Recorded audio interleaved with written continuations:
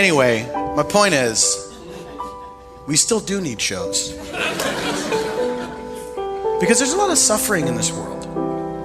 Not here. Can you imagine if there was like the kind of suffering in Los Angeles that there is in the rest of the world? Gross. No, but there's a lot of suffering in the theoretical world that show business people talk about. And, I feel like I'm doing my part. Let's say there's a child starving somewhere. He's got one of those fat bellies. And it's counterintuitive because you're like, I think that guy's eating a lot. And then you're like, that's not how science works.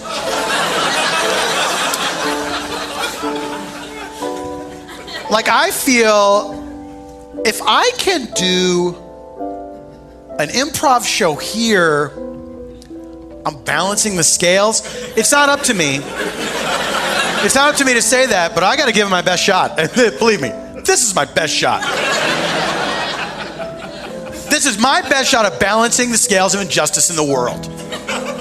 I might be wrong, guys. I don't know. Maybe I'll find out when I get up to heaven. And then God's going to be like, you didn't do enough to combat the suffering. And I'll be like, who made the suffering happen? You. He hates that. He's always like, I gave you free will. And then I'm like, why? I think you can see by now, mistake.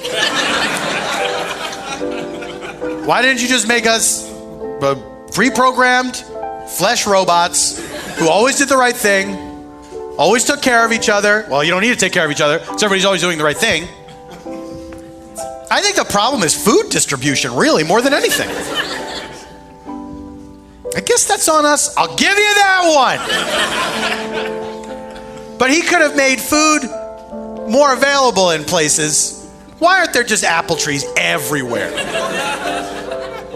Someone once told me, you're not truly hungry if you're not willing to eat an apple. This is like to combat thoughtless snacking. Which I don't like that term, because I think it's pejorative. Thoughtless snacking.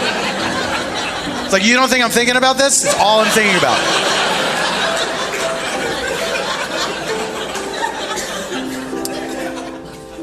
But the idea being that if you're truly hungry, you'll not turn your nose up at an apple. And let me tell you, there's been times when I've eaten an apple so begrudgingly. With each tiresome bite that I had to take out of this thing, like I'm a goddamn jungle animal. No more. From now on, eating every apple with a knife and fork. Is that what you do? You what? You like them in slices? Yes, but you don't, and then you eat it with a fork? You don't want to get sticky on your finger.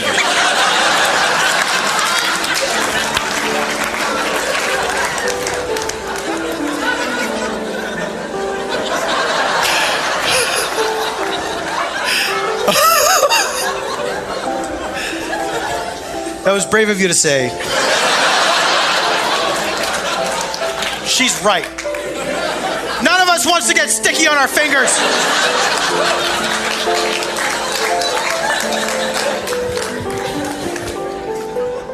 Ladies and gentlemen, welcome to Spontaneanation. What is... Oh. Sure.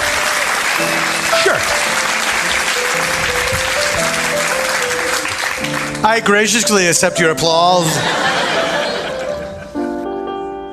Well, there in the word graciously, that was a real nail biter. I think I put an extra K sound in there. An extra K sound in the word graciously.